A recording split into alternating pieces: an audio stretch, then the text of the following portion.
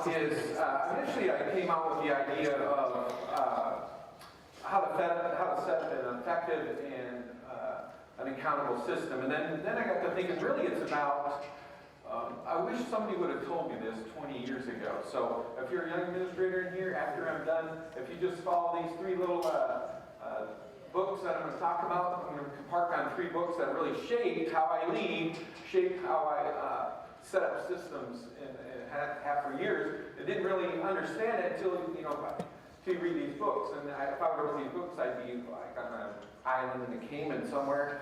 It's like they are selling lots of them. The first one is Good to Great. This Good to Great book, probably half of you have already read it. The other half have not. Go home and get it. This is the red version. There are 4 books in the series written by Jim Collins, and he's really, the whole point of his books, actually the grad students actually probably know how it works, we know how that works, but Stanford professor, they studied companies that were parallel in size, historical companies, let's say like Boeing and Lockheed or Walmart and Kmart, and the one company was just good.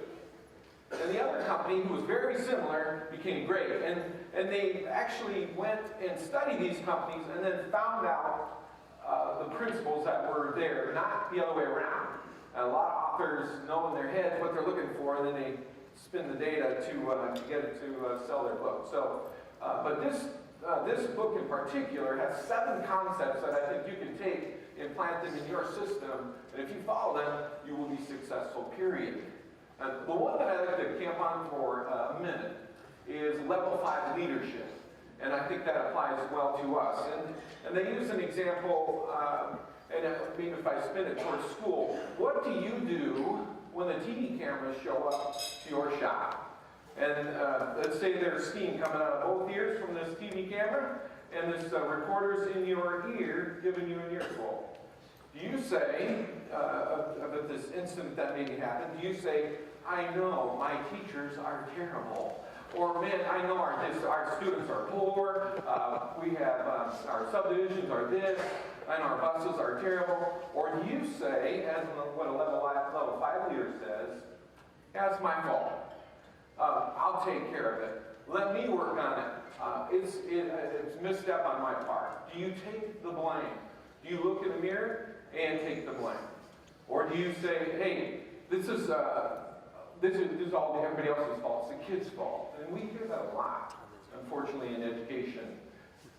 Contrary, what if an administrator or a reporter comes up to you and says, man, look at those scores, they're amazing.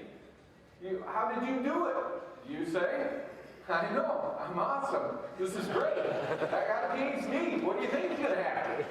No, you should be saying, it's everyone else. Level 5 leader says, man, I just work here. Secretary runs the place. My teachers are awesome. My bus drivers are the best. That's what level 5 leadership is all about. So go get the Good to Great book, and they have a social sectors one, that's a small version, a little more because the book just took off. But there are actually 4 in the series. And it was written around 2008, and when the bottom fell out, so there's 2 other books that are right behind it, Built to Last and How the Mighty Fall. Built to Last was first, the Good to Great, and How the Mighty Fall, and Great by Choice. And so neat twist too, as the economy fell, even these big companies, some of the choices that they made, they talk about. So go home and grab a copy of that. The second book that I'd like you to pencil on a piece of paper and go home and get it, it's called The Influencer. And actually, Willie Mays, our former executive director, gave this to me, because when he read it, it shaped his life, and he said, you have to read this. It's written by a whole bunch of people. Paterson, I think, is the one that's on the front, so The Influencer. And actually, it kind of follows what Dr. Tucker was talking about yesterday. And so to kind of put a little gas on his fire that he was talking about, I'm convinced that you, as the superintendent, are the single most powerful community changer, period, in your area. The reason, yes, pastors, priests have influence. Yes, business leaders have influence. Yes, professors and university administration have influence. But I think you are the most connected to your community. You don't even know it.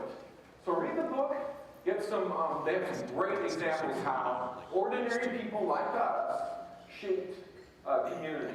I think I'm going to steal Steve's idea where he does book studies with the community. I think that's a great example of shaping the conversation. I've been writing articles and have been on social media. Well, obviously, social media is pretty young, but I've been writing articles in my local newspaper or wherever anybody would take them for the last 25 years. And the whole reason I do that is to shape the conversation in my community.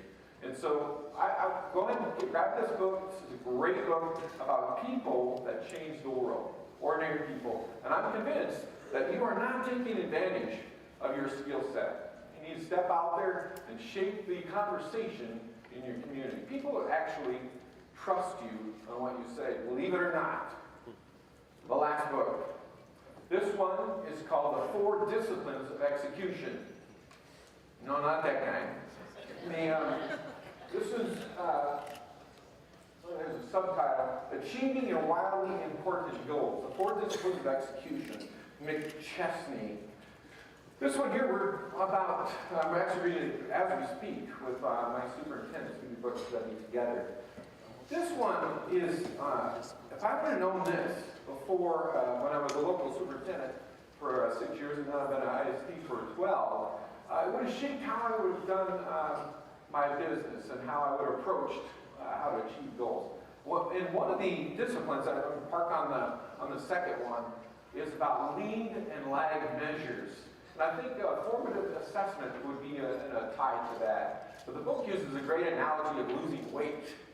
And I think historically education has been stuck on summative tests, the state tests, the meet, or those kinds of things, and looking at things after they happen. Because obviously you can't do as much when you get your scores the next year. It's a little late.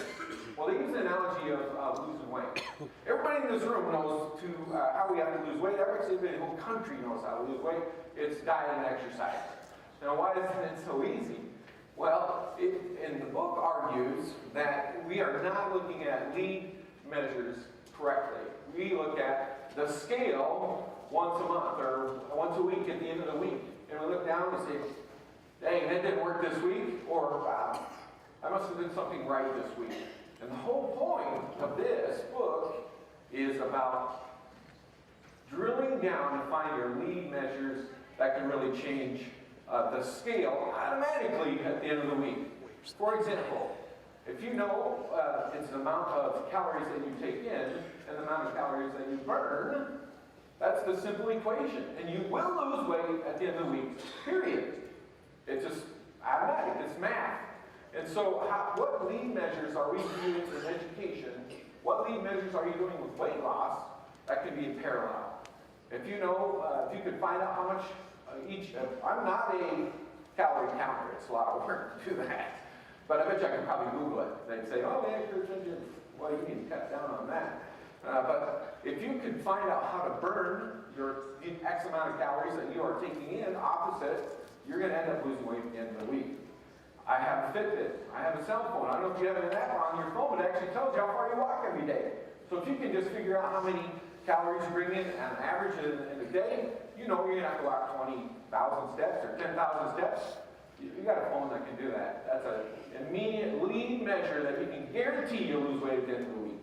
And the point is, of this book, is that we need to bring that into education. And I think formative assessment is on the right trail. But can you do that with every system in your district? That's really the secret.